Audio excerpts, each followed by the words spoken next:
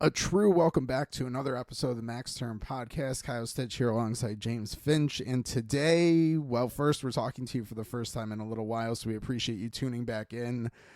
But today is kind of our free agency wrap-up between me traveling. This is pretty much all a me issue. Me traveling, me getting sick, a little bit of 4th of July holiday in there as well. Haven't had a chance to kind of get together and do a good long episode. So today we're going to do our free agency recap. So we're going to look a little bit at a couple contracts, but we're kind of going to save our contract projection wrap up, really diving into how we did, thoughts on that for a little bit later in the summer as kind of most of the contracts that we are expecting to be signed are actually signed. There's still a lot of restricted free agents that are still missing it. Still a lot of big name restricted free agents at that. So we're going to wait a little bit longer to see where they come in so we can kind of have a little bit better estimate of where our air is going to fall. I think it's going to settle about where it is. That's on AFP Analytics on X contract projection doc. You can see where our air is. It's probably going to settle very similar to last offseason, but again, we'll talk more in depth on our air and contract projections a little bit later this summer. So today it's going to be some thoughts on the general free agency and then look at how well we believe teams did, who we thought have had good off seasons to this point, fine off seasons, teams that still need a little bit more work, bad off seasons. However, we'll kind of discuss that a little bit more as we get into it. And this is kind of going to be a two-parter. This episode is going to focus on what has happened, and then we're going to have another episode for you next week that is what still should happen, what teams should still look to do, which teams those are that have moves to make, stuff like that. So that's kind of the offseason, our start of the NHL offseason. So appreciate you listening. At AFP Analytics on X is where our contract projections can be found. Max Term Podcast, available on pretty much all major platforms. We appreciate you subscribing and engaging with us. So let's get into it. Let's start with some thoughts on just some of the contracts signed, maybe some of our bigger misses, stuff like that. Any contract standout, stuff like that. Yeah, so I guess we can kind of dive right into some that we don't love, I guess would be the right way to put it. Real easy one, I guess, low-hanging fruit would be Chicago with Alec Martinez, just because it's that classic overpay, what they did with Foligno and Perry. So his similarly was a $4 million cap hit for 1 year. It doesn't actually matter, not a big deal, but that is a bit above our 1.25 projection. So the only thing that I would say does matter a little bit is if they wanted to flip them, and I kind of hammered them the exact same thing with Perry and Foligno. If there was an idea of flipping them at the deadline, even retaining 50% still has him as a $2 million player, and I don't know how many true contenders are going to be able to absorb that and willing to sign up for that come trade deadline time. So that's the only knock I have. But 1 year, I assume he's going to end up playing it out because of what I just stated. But that's fine for Chicago. Yeah, it's one, the value's way too high. There's not a whole lot to get too upset about because ultimately a team that's far away from contention still, well, as far as their rebuilding plan, it's cap space that can be used for a year. That's fine. Big one that sticks out a little more so to me as an actual not so great deal would be Joel Edmondson with the Kings. Yeah, we'll get more into the Kings off season, but that deal. So we kind of have sorted our biggest misses. Again, we'll get more in, dive more into this discussion a little bit later in the offseason. But Joel Edmondson's right up there, and he's really the first one that's like, how did the team get here? Like a lot of the other misses we have, we can rationalize exactly how that contract was come to. Martinez, Chicago overpaid to draw him for a year, for example. Edmondson, I don't know how the team got there. Yeah, so we had 2 years at about 1.7.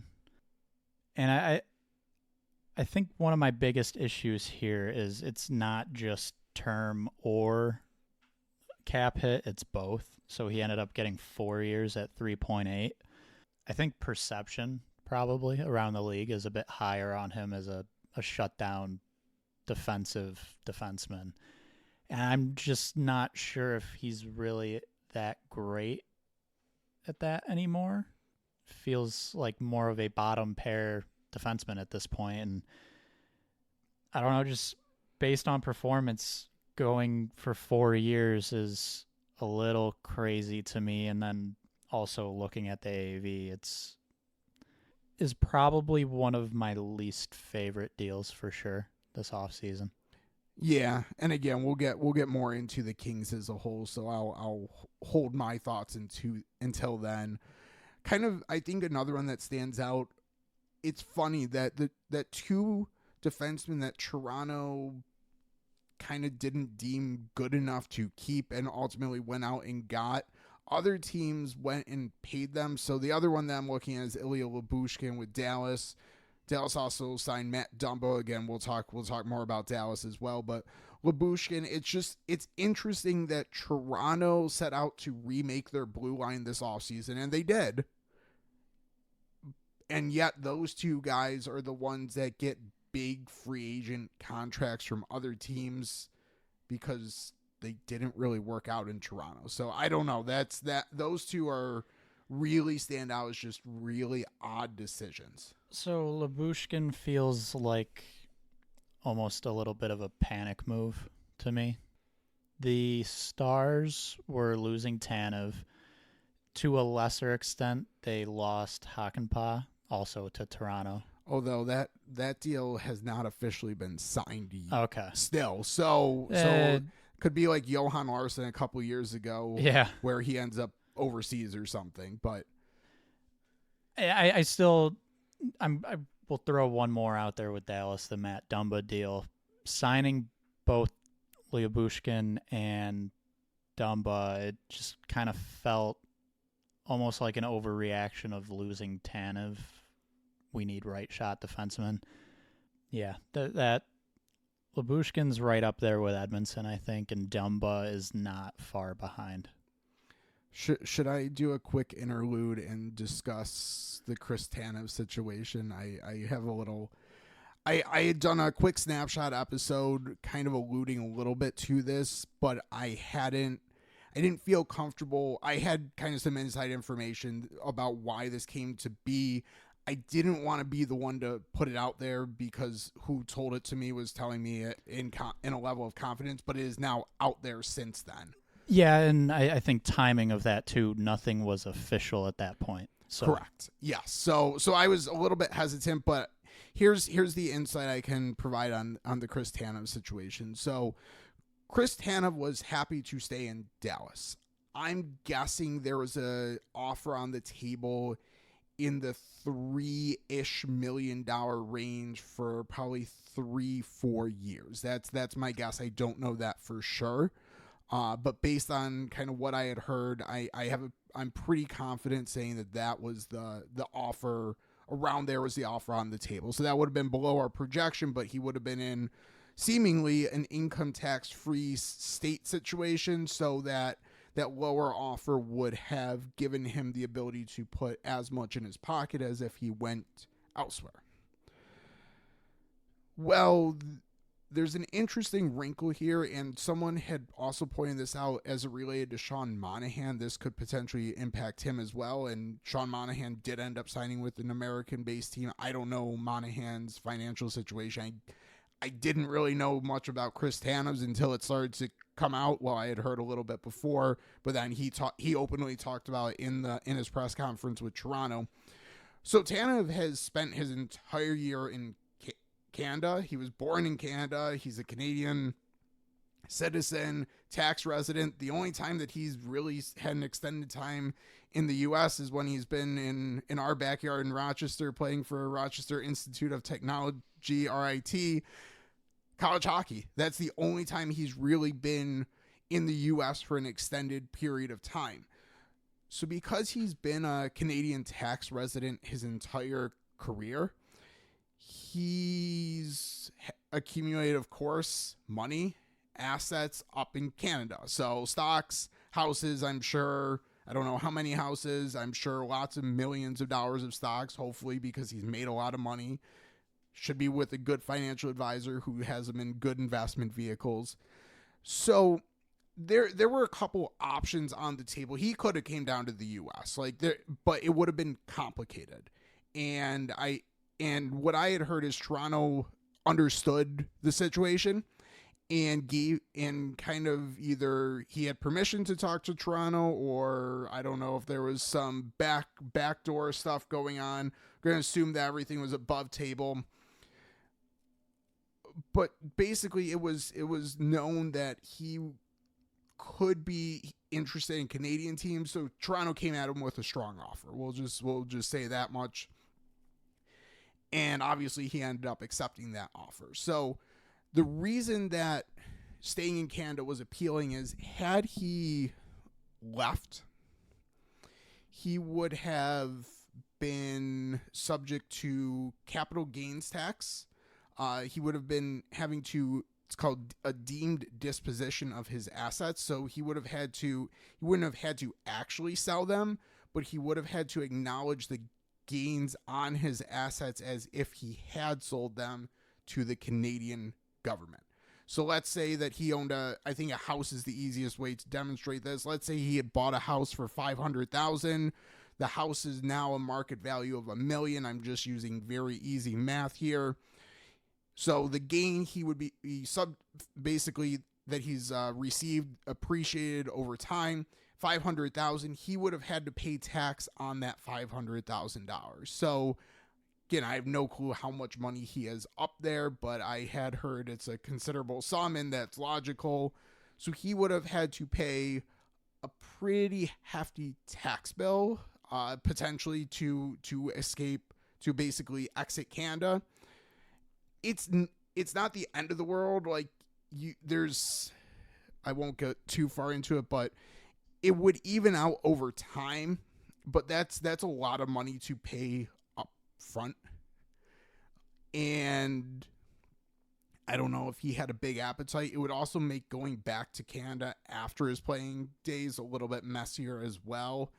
So the simplest thing was him to stay up there, or he could have stayed a Canadian resident under the U.S.-Canadian tax treaty, which would have negated all advantages basically playing in Dallas, Texas provided. So he would have been a Canadian tax resident anyways. So dollars and cents wise, it made sense for him to stay in a Toronto or Vancouver, even though their tax rates are a lot higher. That's basically what he would have had to pay anyways. So that's a little bit insight on the Chris Tanev situation. I guess interlude. Now we'll get back to our regularly scheduled program. I'm thinking we throw out one or two more names where we don't love what happened. And I guess I'm going to throw out one that we weren't, I don't think, too far off of. A little bit. Chandler Stevenson. 5 years, 5.6 was our projection, and he ended up getting 7 years at 6.25. So obviously we were projecting him to get a good contract around second line, starting to become fringe second, third line money. I don't love the fit for Seattle, and this, I think, goes back to a lot of what we've talked about with Seattle in the past year, and I won't dive too deep into it, but just a lot of the same tiered players, I think, on that team, and they're really lacking a bigger name.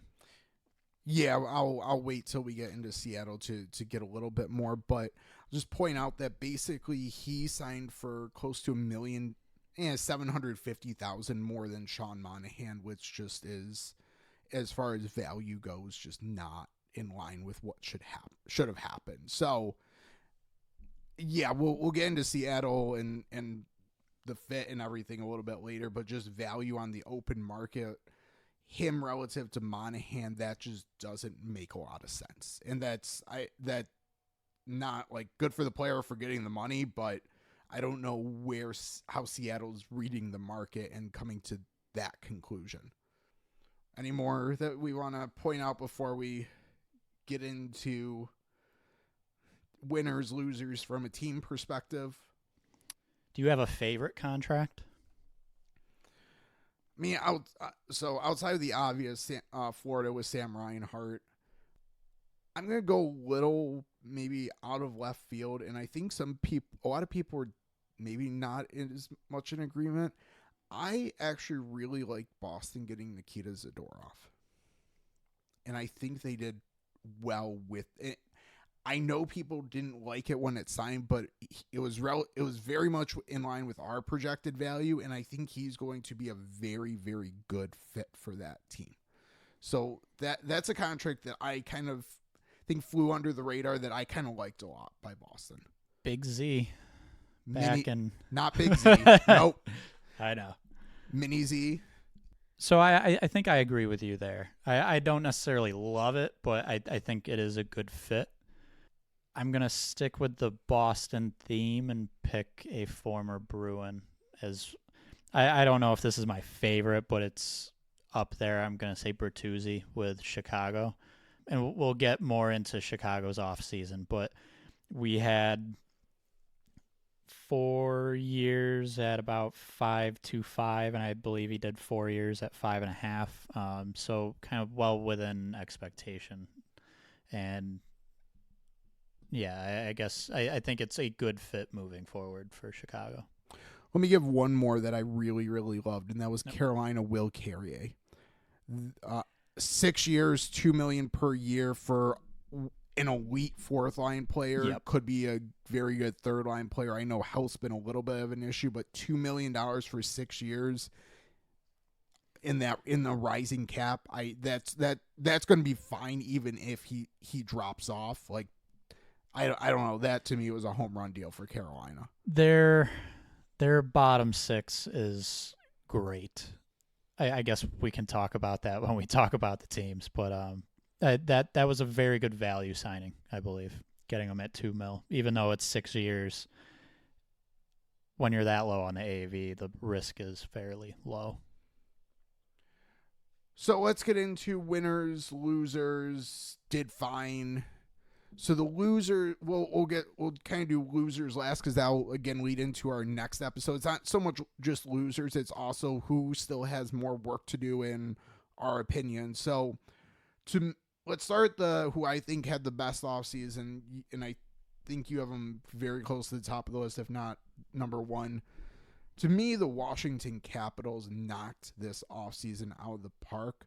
There's a little bit of questions about Dubois, but I've been on record. I record a short episode that I liked the decision by Washington. But Andrew Mangiapane, Jacob Chikrin, Logan Thompson trades all were absolutely great. I mean, Washington got younger and probably got better in the Chikrin trade. Maybe got a little bit more expensive. Mangiapane, I mean, second round pick for a very good second line player on a fine contract is good. Logan Thompson to kind of form a tandem with Charlie Lindgren for that value is phenomenal. And then they had, to me, two very good signings. Matt Roy came in basically right at our expected value, and he's a very underrated shutdown right shot defenseman. So he and Chikrin could be like that's a perfect second matchup, second pair. Put them in tough minutes, tough deployment. That could work out really well for them. And then Brandon Duhaime, it was also a nice depth player for them, and they got him on a fine contract. So to me, Washington Capitals are the offseason winners as of our recording this on July 18th, 2024. Yeah, so I want to add in really quick with the Duhaime signing. They traded Malenstein to Buffalo for a second rounder and then went and got, from a metric standpoint, probably a similar, if not slightly better, fourth liner. Might be paying him salary-wise a touch more. We'll see where Malenstein ends up coming in, but yes. Overall, that's, on paper, good asset management. I want to say they moved Kemper, and Kemper could end up working for the Kings. We'll see, but it wasn't working for the Capitals. So to be able to move out Kemper, and yeah, you're taking some level of risk with Dubois, you're at least kind of swapping issues there. I think, so they added 2 top 4 defensemen, which is not easy to do in one off season. Whether Chychrun and Roy play together, we'll see. I think with John Carlson being there, it's very possible Roy ends up with a Rasmus Sandin or Fehervari. But looking at their defense, Chychrun, Carlson, Sandin, Roy, Fehervari, Van Riemsdyk, very solid in a snap of a finger. So I do really like what they've done, considering the situation they were in of kind of just making the playoffs and looking like a team very much on the decline. And I think one key factor is if this doesn't work for some reason, these players don't gel very well. Jacob Chychrun, Andrew Mangiapane, and Logan Thompson. All 3 have 1 year left on their contract, which could be scary if it all goes very well because you might not be able to keep all of them. But if things don't go well, you have 3 very solid trade pieces at the deadline to bring in some future assets. So I think they did a really good job of improving their team for this upcoming season without locking in too much for the future in case things don't go as planned. Yeah, and if they don't go as planned, they can probably almost recoup more assets than they gave up to get those players. So potentially, yeah. So really the only has potential to explode in their face is Dubois. Yeah. And it's not like Kemper was... Which Kemper's deal was a lot shorter. So there is more long-term risk with Dubois, but also looking at the team need, they very badly needed another top 6 center, and if he can figure it out there, that's a very good risk to take.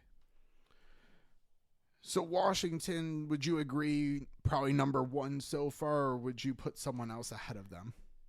So I have Edmonton. Washington's in my top 3 for sure. And I have Edmonton in kind of the same tier, I would say.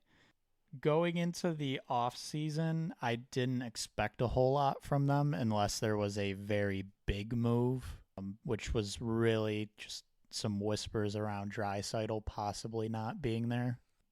And if he was going to stay, not a whole lot they'd be able to do. And they actually, I think, were able to really make a few good moves. So Victor Arvidsson, I think, could end up being a steal of a signing.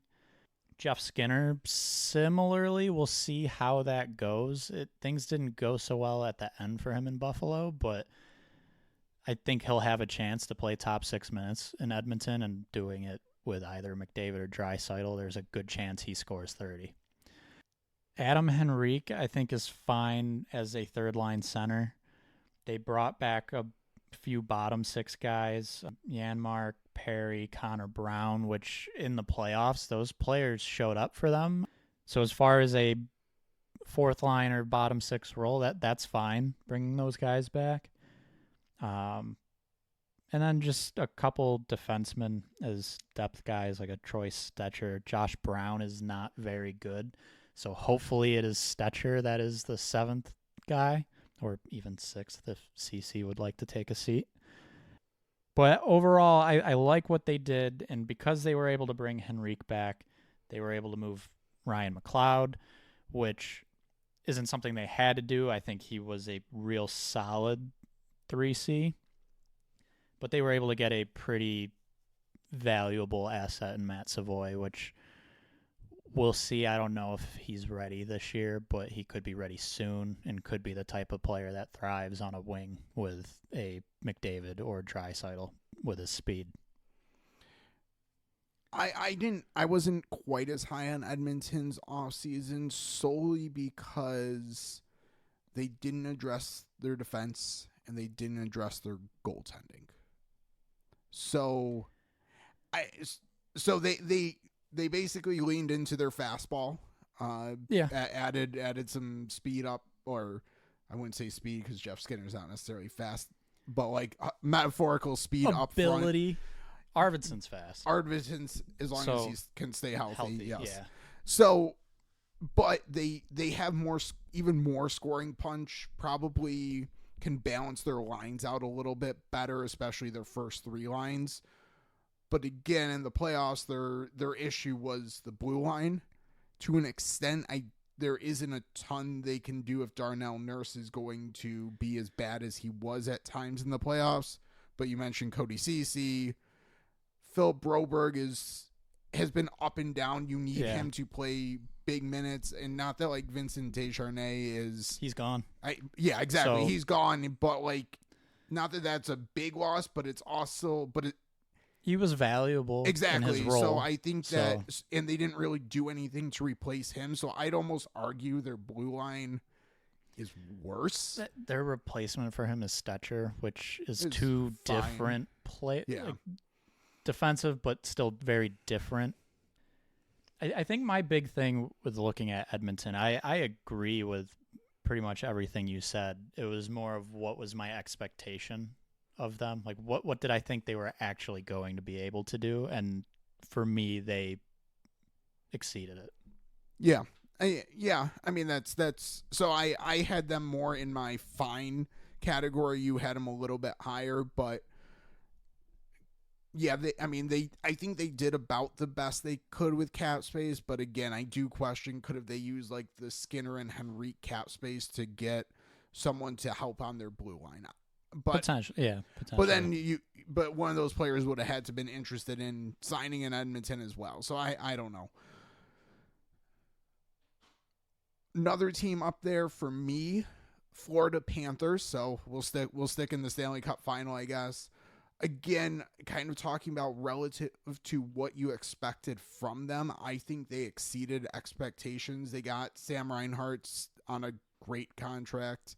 Frankly, the fact that the Players Association allowed him to take that is kind of frustrating. I mean, it's frustrating for our projection air, but he's coming off a 50-goal season and didn't even get $9 million. I of all people know state income taxes come into a play there, but not that much so. Yeah.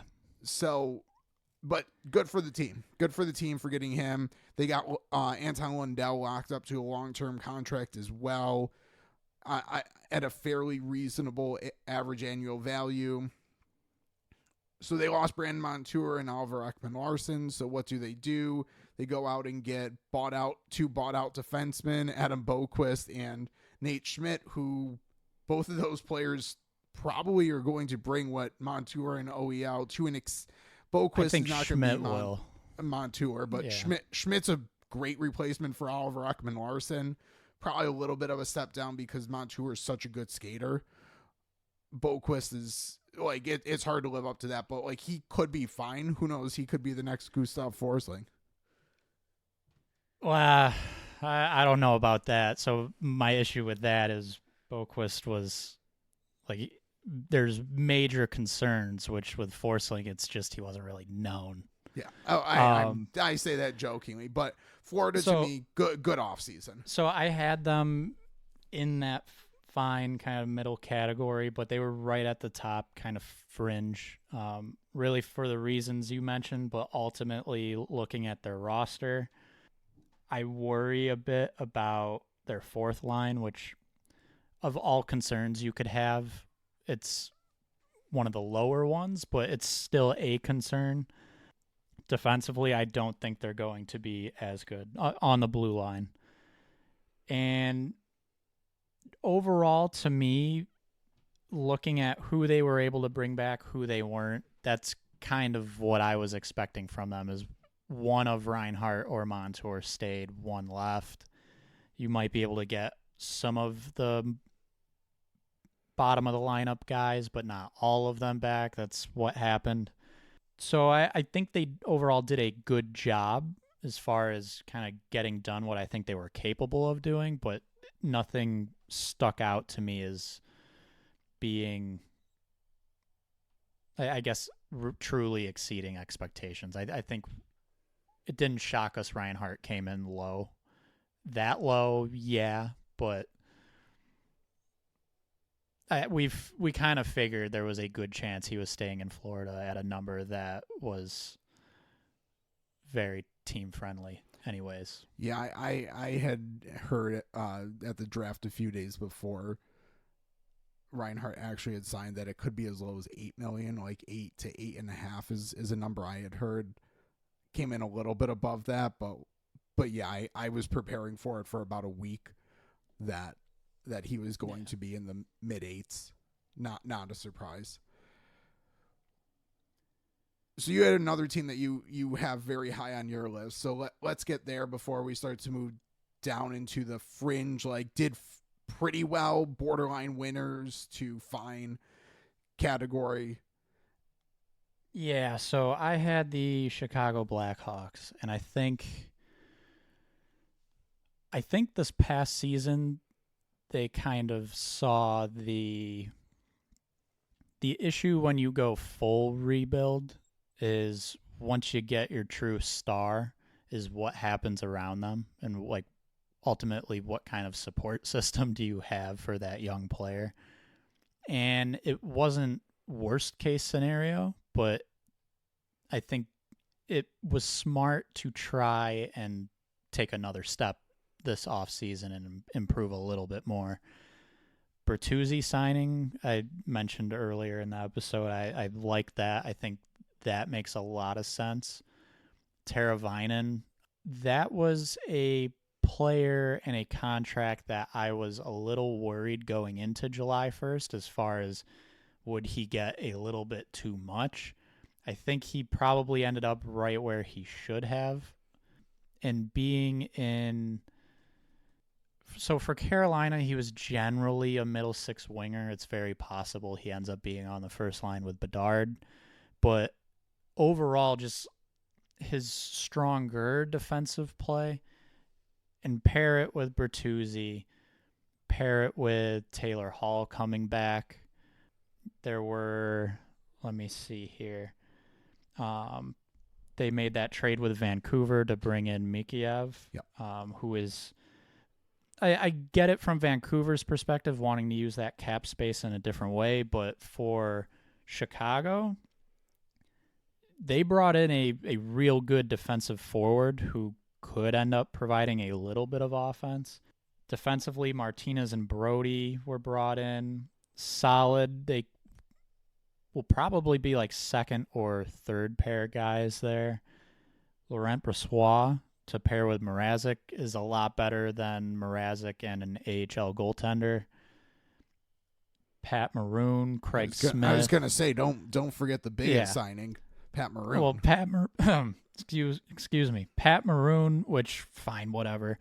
Craig Smith is one of those like low key good bottom six players, and just in general, like looking at their lineup, they could end up having like a pretty good shutdown defensive line. You look at Jason Dickinson, Mikheyev, and you could throw someone else, a Teravainen out there. Foligno could probably do that. Even Bertuzzi. And they just have a much deeper lineup now. And I think Bertuzzi and Teravainen were a little bit longer deals in the 4 years, but like Martinez 1 year, Brody 2 years. I'm fine with that because a lot of people are like, why is Chicago bringing in these older veterans? And I think there is also some value to bringing in a veteran for a year or two instead of having a young player playing minutes that is ultimately too much for him, which last year we saw with Lucas Reichel at forward. So even with Bertuzzi and Teravainen, they might be able to slot Reichel into a much more suitable role to properly develop him. So I like what Chicago did. I was not quite as high on Chicago, so I don't disagree that they clearly got better, but I don't know if they got better in the manner they needed to. My issue is outside of Bertuzzi, they don't really. No one's there to really grow with that team long term. Teravainen 3-year contracts borderline. So it's still very dependent, and I mean it always is going to be dependent on the prospects, but like there's no one there to really grow long term. I don't know if that player was out there in free agency, maybe like a Sam. Maybe this is where Sam Reinhart had hit free agency. You give him in like a 7-year contract to grow with Bedard for a long time. So I think part of my issue is there's no long-term player yet for Connor Bedard to play with. And to me, as he starts to grow into the league, I would like to see a consistent presence there. It could be Bertuzzi, but really it shouldn't be. Maybe it's another prospect, but my issue I think with Chicago is they still don't have a really great fit on wing for Bedard, and that should have been priority number one this offseason. Someone that Bedard can kind of grow with longer term. So I don't disagree with you. I don't love some of the direct, like I don't know if I see a vision quite yet for this roster, and that's why I have them more in my fine category. They'll be better. Yeah. But and they'll win more games, they'll be more competitive. Bedard won't get taken advantage of on the ice as much. That's all good, but I don't see the long-term vision quite yet outside of hoping that prospects develop. Yeah, so I guess the only I've got two things that I would say to that point, which to an extent I agree, like that they are missing that player. A lot of times we look at free agency and say be very careful.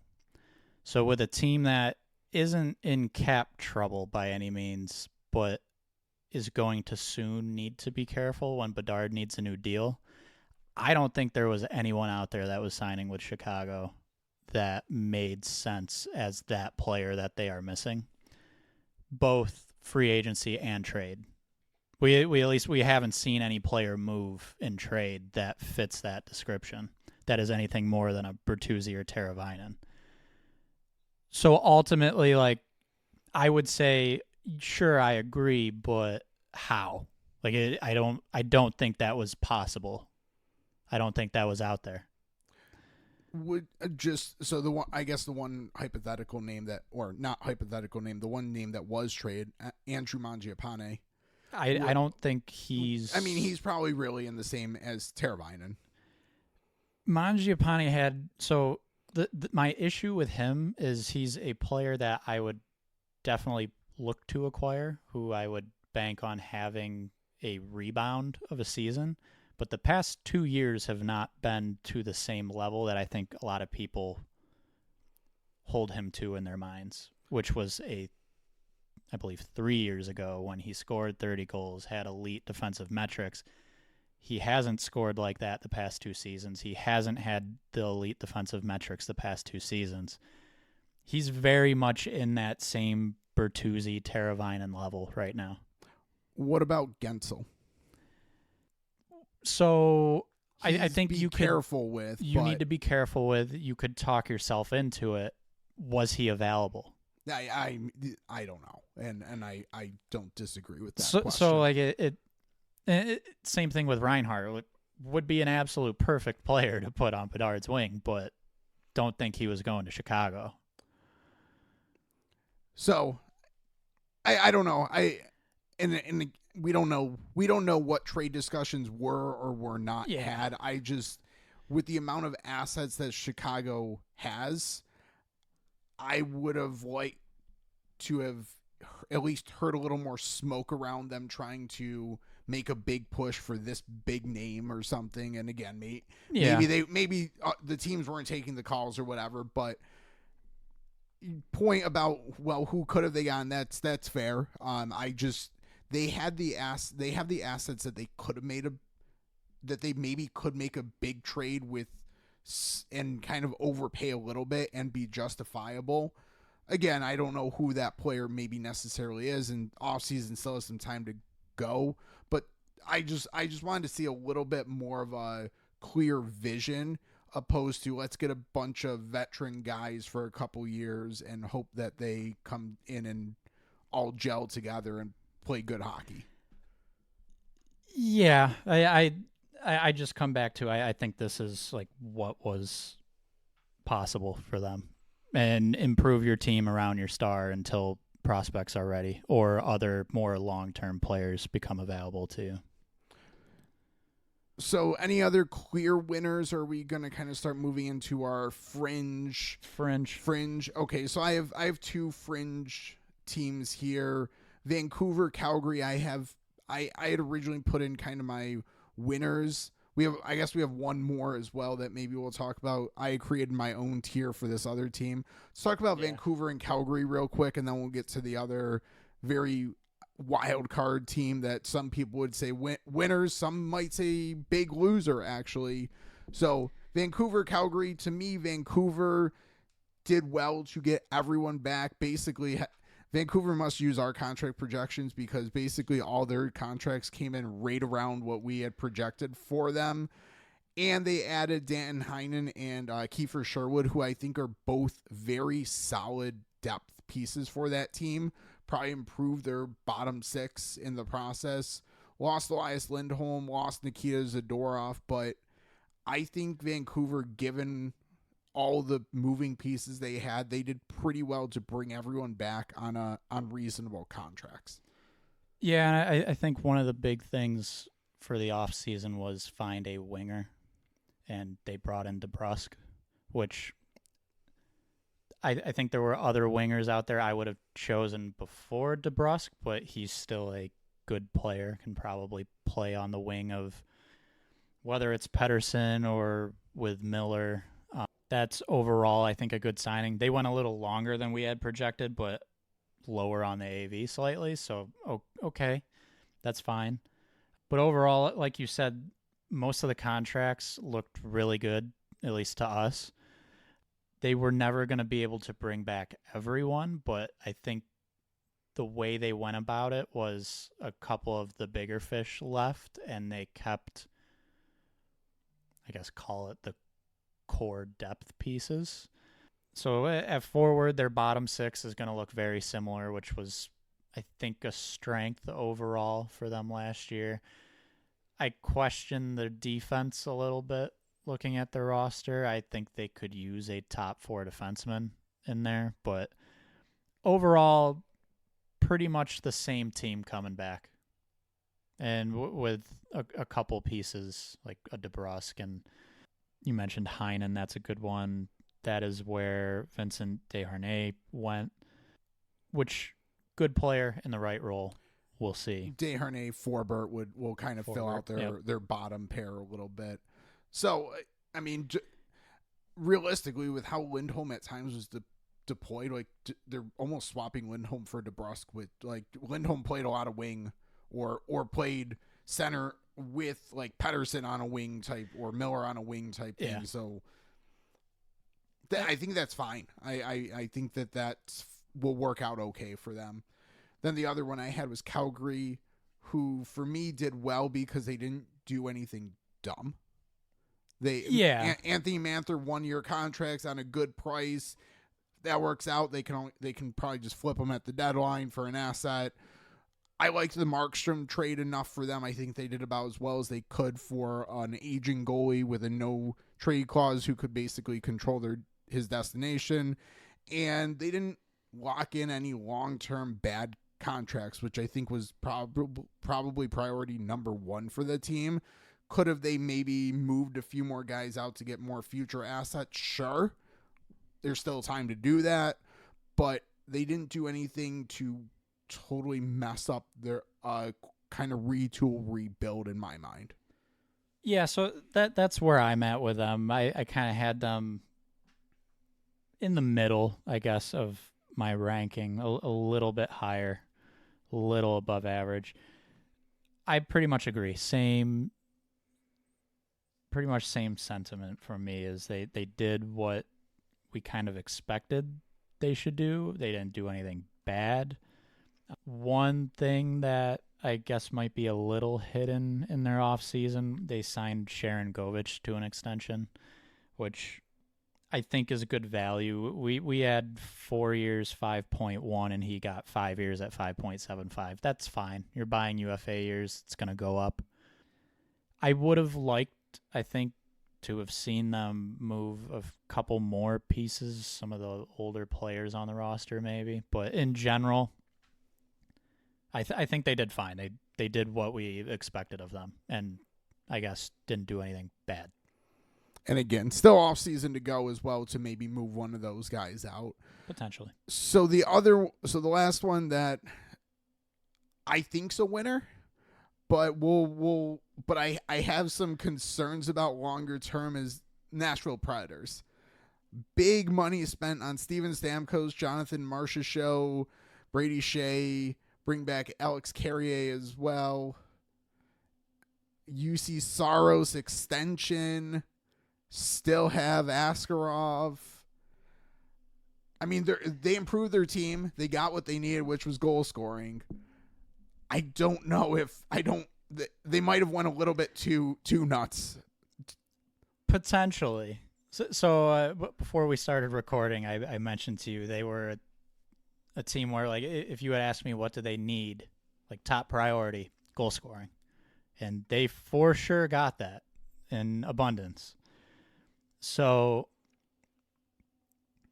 I think you can be a little worried about the contracts. Yet, if the top priority, which I think it was pretty clearly their top need, was goal scoring, they took care of that.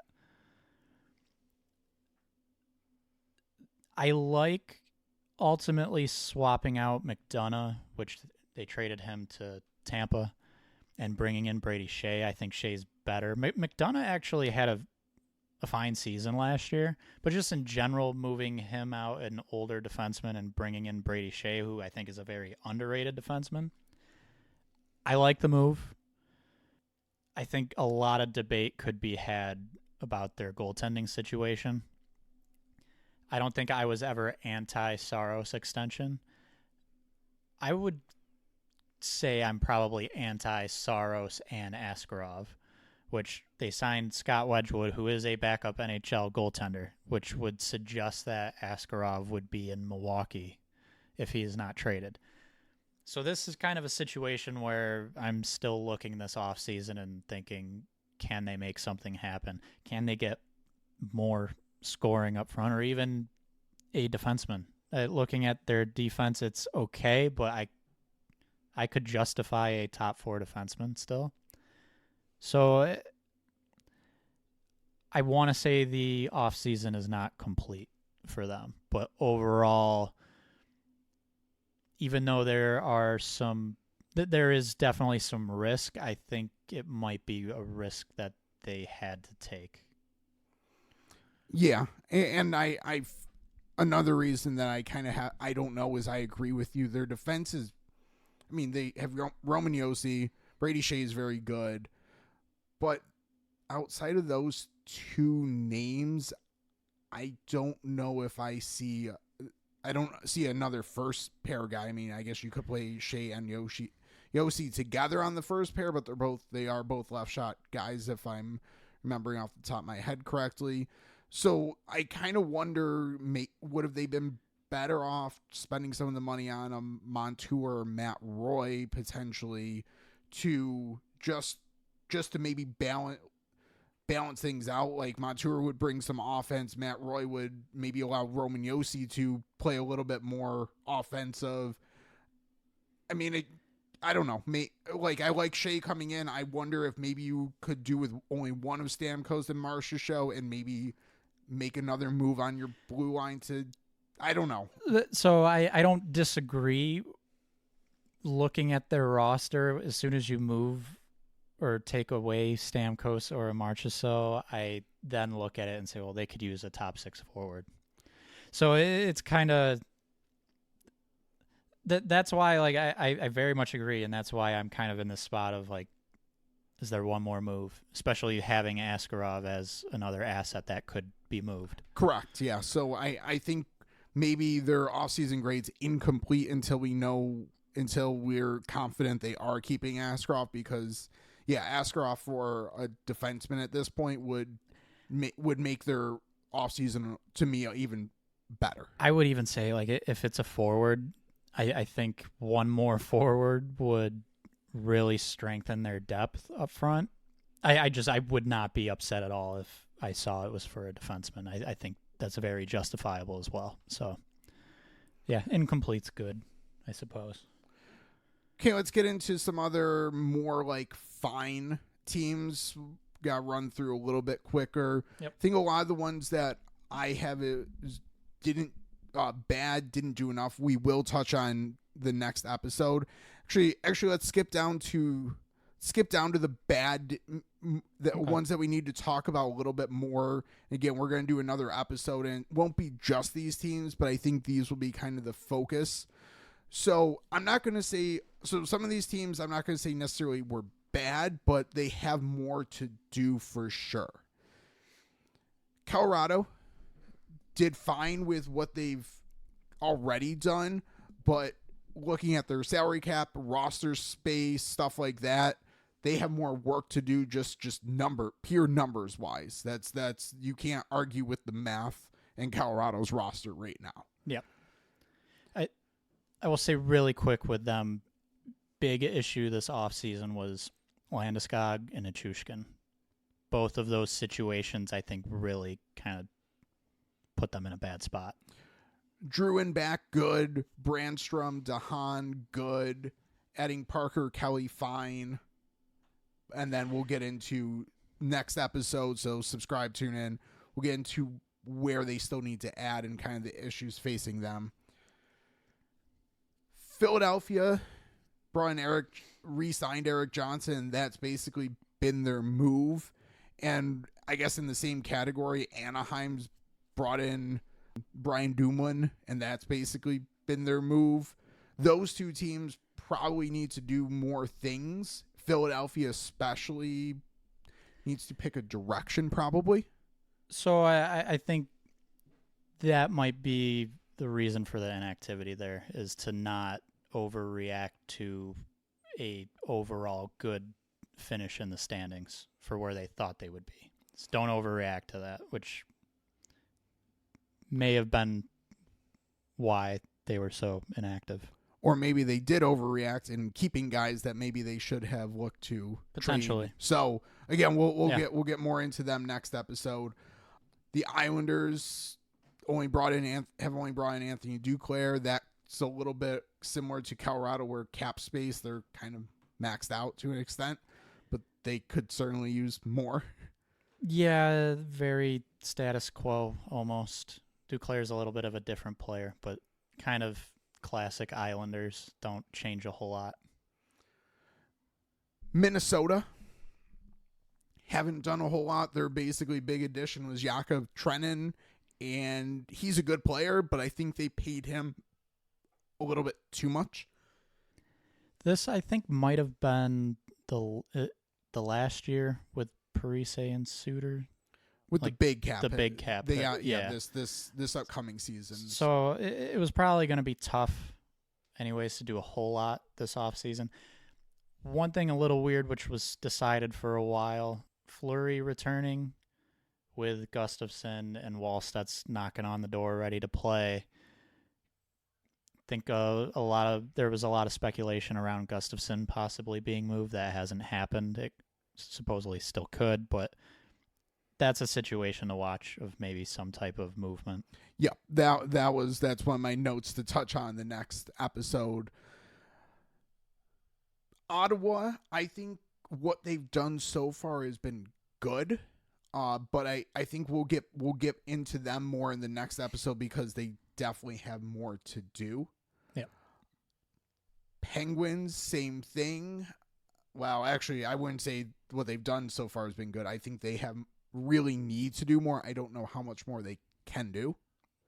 Yep. Rangers, exact same thing as Penguins. And I think Winnipeg falls into that as well a little bit. I don't know how much they can do because of cap situation wise, but I would like to see a little bit more. So I'd like to touch on them more in our next episode. Yep, I agree. St. Louis, same thing. They've shuffled their bottom basically depth, but nothing else. They need to do more. Montreal's done nothing outside of giving Yuri Slafkovsky his long-term extension. We'll talk a little bit more on them maybe, but I don't know how much more there is to talk about. Then Anaheim, I had mentioned already, haven't pretty much done much. And then the last one we'll cover more in depth in the next episode, Detroit. Also kept Kane, which is fine. Adds Tarasenko and Cam Talbot. Subtraction, Jake Wallman. I think we'll get into Detroit more because they have some more work to do. So a couple teams that I think are about done that I think we should touch on as far as clear losers go. LA Kings, Seattle Kraken. I don't know if I'd say I have Boston in my I didn't love it, but it's one particular reason. They're probably a little bit more fine. Let's talk about the Kings and Kraken for a minute or so here. Yeah, so the Kings, there was the Edmondson deal, which we didn't really like. They signed Warren Fogle, which is fine. Yeah. Like, he's a fine player that signing in itself I don't have an issue with. Arvidsson for Fogle, it's kind of funny. Edmonton and LA kind of swapped those two players. Arvidsson's really the better quick player. Will say if he's healthy, he's by far the better player. Correct. So, and Fogle came cheaper, so that makes sense. Fogle is kind of like their best move, which I think that is concerning. By a lot, in my opinion. So, Dubois for Kemper, I understand that Dubois didn't fit and you needed to figure something out. There's potential that even if Kemper doesn't really work out, the Kings could end up still winning that trade, depending on how things go for Dubois. Can I just point out, math-wise, they saved a little bit over $3 million from moving Dubois for Kemper. So what do they do with that $3 million is they basically paid Joel Edmondson. Or Warren Fogle. But we're gonna kind of knock them and say that they used those savings to justify bringing in Joel Edmondson for the contract they did. So like to me, that's the issue. They traded a second and a fourth for Tanner Jeannot, which could be a useful player, but he didn't work out in Tampa. It's a lot to give up, but I think the idea of him's fine. Yeah. Depth signings, they kept Rittich and Copley in goal, Trevor Lewis, Caleb Jones. I think the big thing to touch on is Byfield's deal. Yeah. I'm not thrilled with it. I know you really don't like it. Do you want to kind of lay into them for that one? Sure, it's bad. It's horrible. It's a horrible decision. So Anze Kopitar 2 more years, and then who knows? Maybe he stays another year, signs a 1 or 2 1-year contracts, but he's not going to be there when Byfield's up for a new contract, and Byfield's going to take over for Kopitar. Deneau's contract will be up as well. I would assume that Deneau is also gone. So basically what the Kings have set themselves up to do is insert Quentin Byfield as their true number 1 center a couple years before his contract's going to expire. that is just asking to pay him. I mean, I'm going to say right now he's looking $12-13 million if he continues on his trajectory on his next contract, and that might be low. Or they probably could have paid him 7 to 8 right now and had him on a 7-8 year contract. So they're voluntarily going to pay him an extra $5 million for 2 years. It just makes absolutely no sense, and it makes even less sense when you look at the fact he's going to have the opportunity, every opportunity in the world to put up insane numbers at the most premium position out there. And so if they had went a 2-year deal and kept him on Kopitar's wing, they could then maybe go for a long-term contract after that and use the fact that he still hasn't been the top center as a way to depreciate his long-term contract. But they voluntarily walked him to a spot where they're going to have to pay him like a 1C when he ultimately fills that role out. So I was going to say we always, for the most part, almost always say go long-term, not short-term. I think they would have been better doing 2 years than what they did. Yes, they would have been better. It wouldn't have been great, but it would have been better than. Add or subtract 3 years and the contract's probably great. So it's also an issue, I guess. Maybe issue is not the right word. It's a situation of what do we think the player is going to become, which I think the contract suggests they believe he will. It might not suggest that they 100% believe he's a 1C in the future. It might suggest that they are hesitant to that idea. I think that's what it does. Well, I think his camp firmly believes he will be a 1C. Yeah. But so this is ideal contract situation for the player. Almost 100% ideal. It's not perfect, but players don't get this close to perfect with a contract at this point in their careers too often. I might be missing someone here, but I think the players who have signed 5-year contracts off of their entry-level contract: Austin Matthews, Cal McCarr, Quentin Byfield. What are you doing? Matthews and McCarr had shown, yeah. I don't know how the Kings get themselves in that situation to give him a contract in this basically a situation similar to Austin Matthews and Cal McCarr. I think, and this is the other thing that's important. So you look at Byfield. Has he shown he's a 1C yet? No. Has he produced like a top line forward yet? No. Top 6 winger? Yeah. But looking at his game, there's not really anything that's wrong with it. There's areas you'd like to see him for sure improve, but there's nothing that makes you kind of sit and pause like, wait a minute. Could things actually go south from where he is right now? I don't see that. You look around, let's use Slafkovsky as an example. He's improving, but there are issues in his game, and Montreal just went 8 by 7.6. They believe in their player. And they Montreal went also long-term. did so with Nick Suzuki and Cole Caulfield as well. Yes. And so I guess,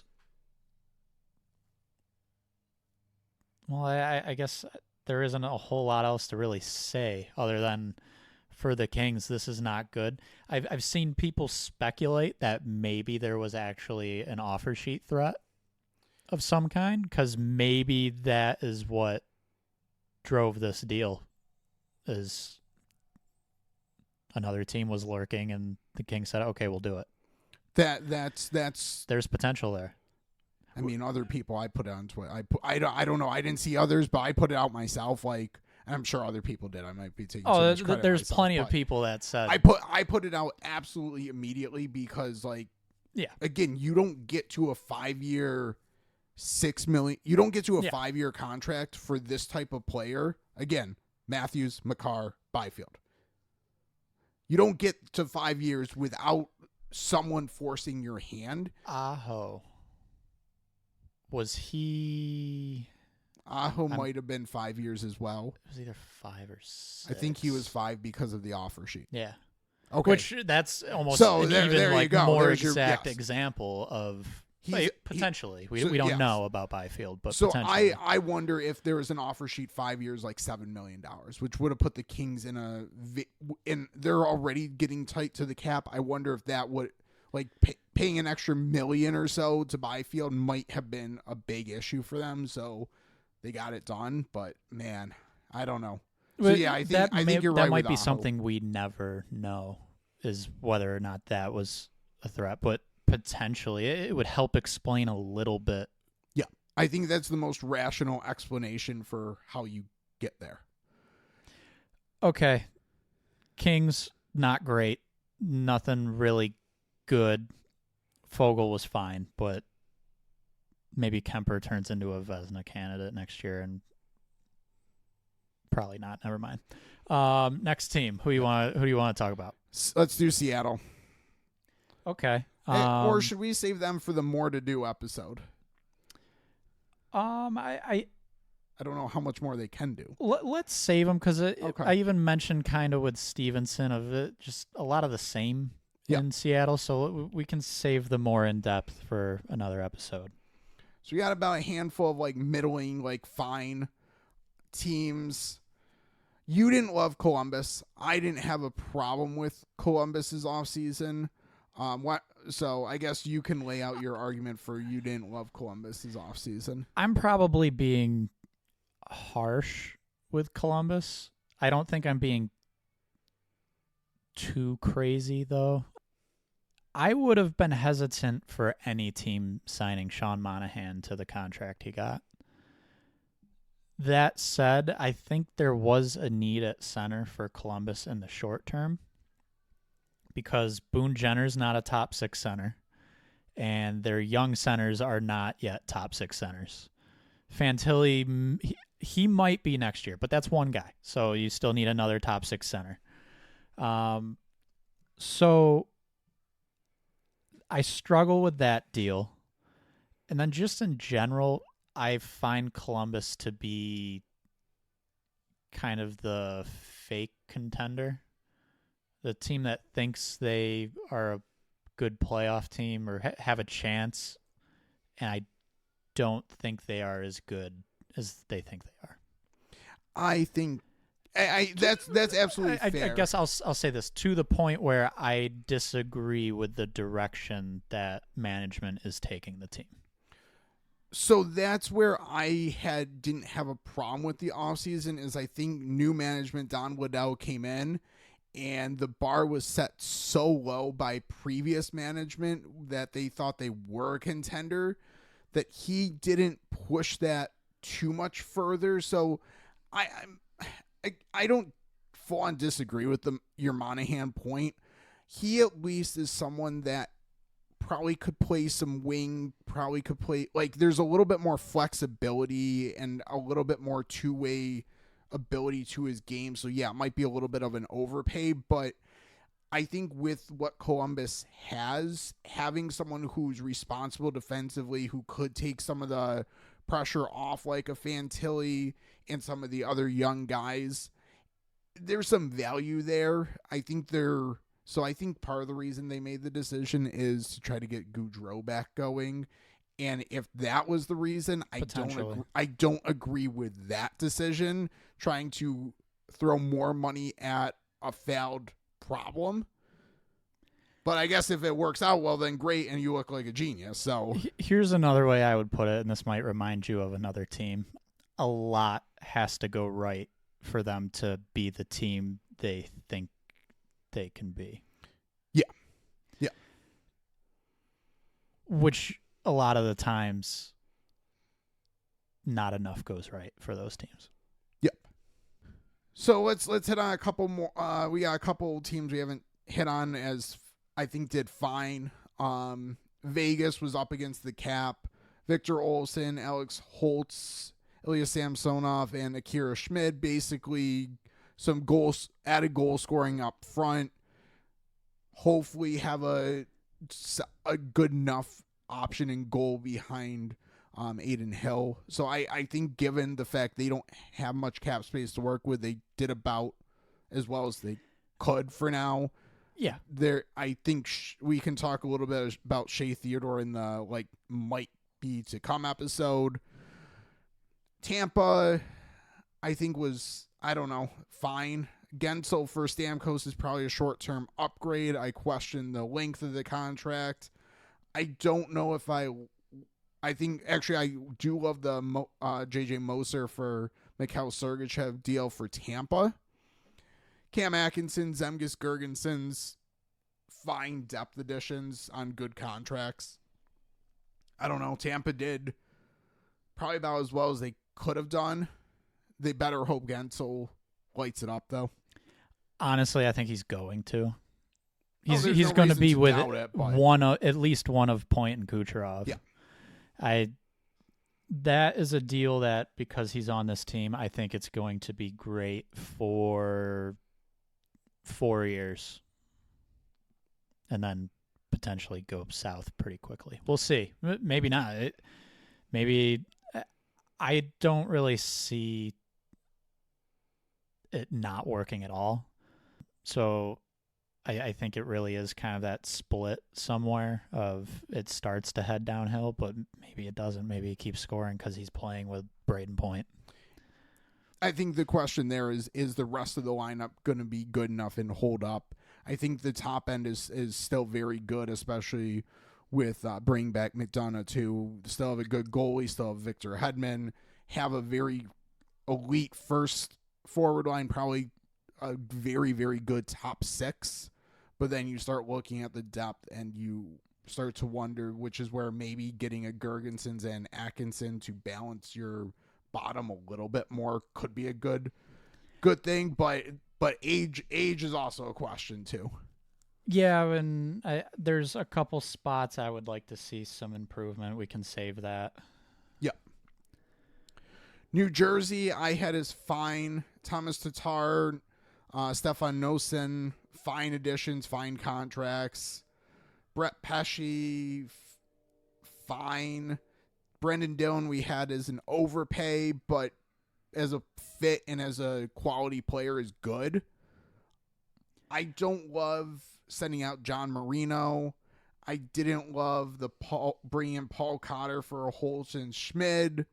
I think asset management wise that maybe could have been handled a little bit better, but it is what it is. I think Holtz probably didn't have as much value as I'm thinking he did. I think his value was very low at this point. So, I mean, maybe that's more of the fact you let it get that low and didn't make a move sooner. Maybe that's where I'm frustrated with New Jersey for.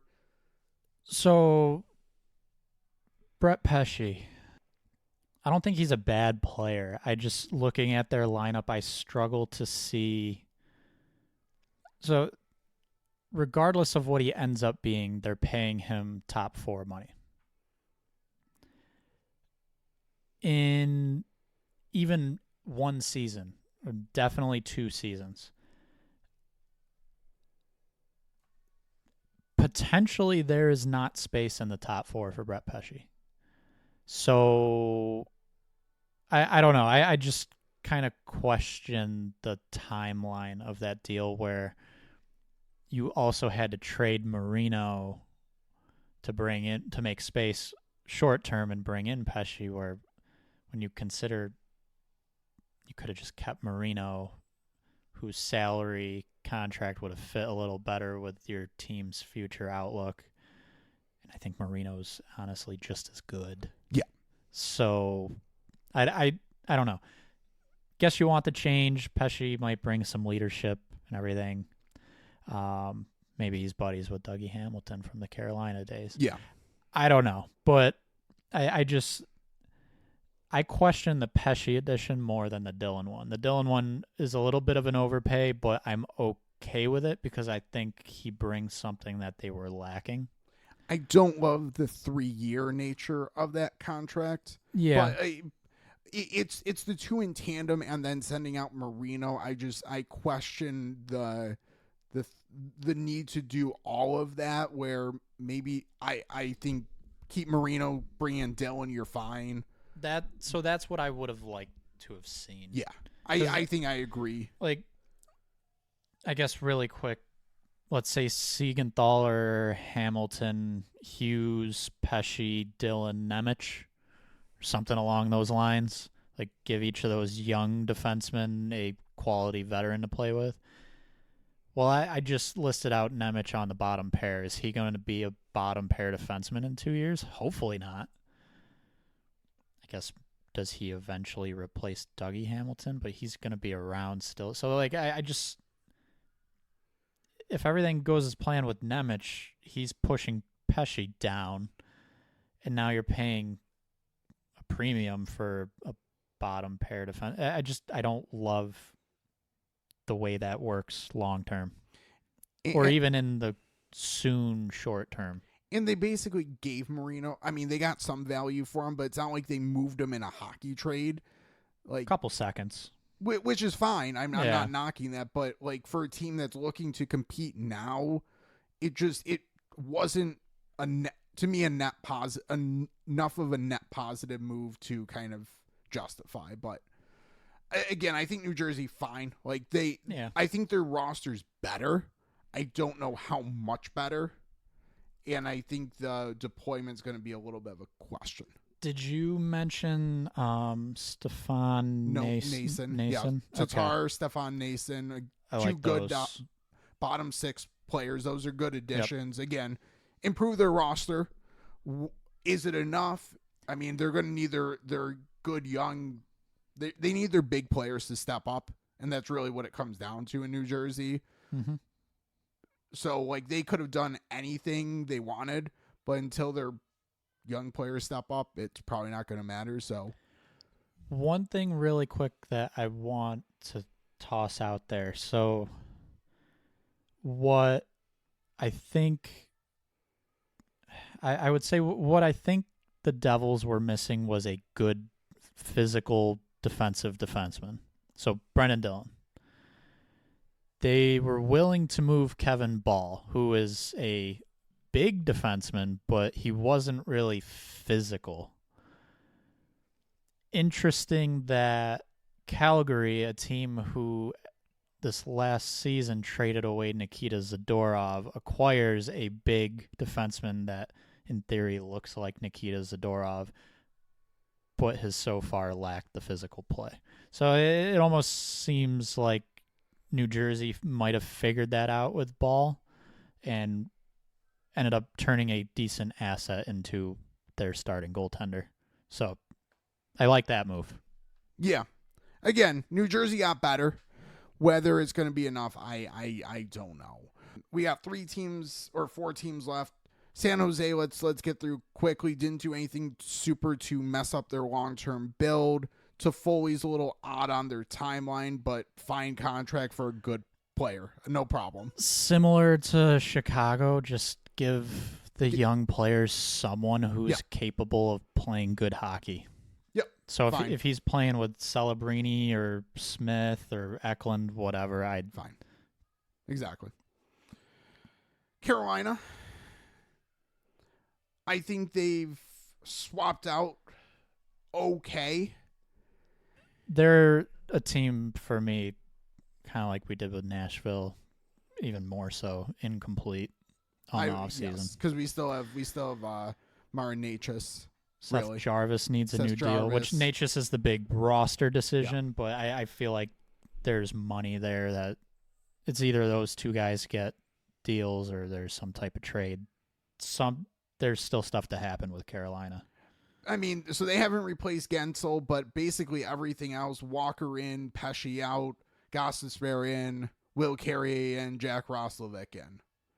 Like, nothing egregious. They probably need to make sure they have some scoring up front without Gensel, but otherwise fine. Utah. They were aggressive, but I just don't know if they were aggressive in the right manner.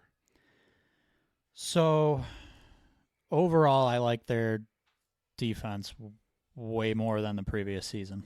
Well, I mean, I think you have to. Yeah, but they had some solid names still. So Dursey had a good year. Valimaki had a good year. Michael Kesselring seems to be somewhat of an intriguing player. And then they had Moser, who was four younger defensemen who seemed like they could be a future piece. Obviously, needing improvement from all of them, and that still left two spots where they really needed improvement. I'm fine, I think, with the Sergachev trade. I don't think Sergachev is as good as people think he is. No, I agree. I do also think, though, that there are people who are very much on that other side saying Sergachev is not that good, and I think that is also a little bit of a overreaction. I think there's a middle. I think he's a second pair defenseman. On a very good team, sure. I think that's what I would say. I think on Utah, he should be a second pair defenseman. So I'm on the I don't think he's as good. I guess that's something we would disagree on. Again, like I don't have an issue with the price. I think Moser was probably going to be a fringe second, third pair guy. Connor Geekie was a good prospect and then a second round and a seventh. I'm not going to get too upset about that. Yeah, I guess we disagree a little bit on the level of a player Sergachev is. I don't think he is the top 10 defenseman that a lot of people would rank him as, or even top 15. But I think on a good team, he's a real good 3, and I think he could arguably be Utah's best defenseman next year. Yeah, I mean, but I don't know. My issue with him is I don't know if it was enough of an upgrade from Moser to give up the assets and the space and on the contract he is, but I guess we'll find out. I will say John Marino, great trade. Absolutely great trade. I'm fine with that too. You get a good defensive second pair guy.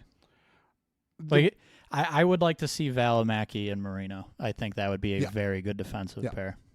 The one thing with Utah is I would have liked to see maybe one of these deals be for a forward instead of a defenseman. So that's why I have them fine too. Is I think overall on defense, good offseason. Like you brought in Sergachev, Marino, and Ian Cole for the bottom pair. Good. And kept Sean Dursey on a good contract. Yes. Yep. Good. Offensively, they didn't really do anything. Kevin Stenlund. So they brought in depth pieces, which if you look at their roster and you really want to critique them, they could use. They're very Seattle-like, in my opinion, up front. Good players, but lacking the high end might come with some of the younger players, Logan Cooley, Dylan Genther, and even once you start surrounding them, maybe Clayton Keller really pops off. Yeah. But just kind of, so far, they're lacking the elite piece. Last team, fine, maybe incomplete. Buffalo Sabres. Maybe we should save them more for the still work to do episode, and we'll let's do that. Given where time at, I mean, they could have their own, but yeah. So Sabres, if quick overview, basically remade their bottom 6. Yes, and made a big trade for one of those players, Ryan McLeod. They traded one of their perceived top prospects in Matt Savoy for Ryan McLeod, who's going to help remake that bottom 6. Signed Jason Zucker, Sam Lafferty, Nick Obey-Kubel. Traded, as we mentioned very early in the episode, they were the ones to acquire Beck Malenstein. So really, really remade their bottom 6. That was their focus.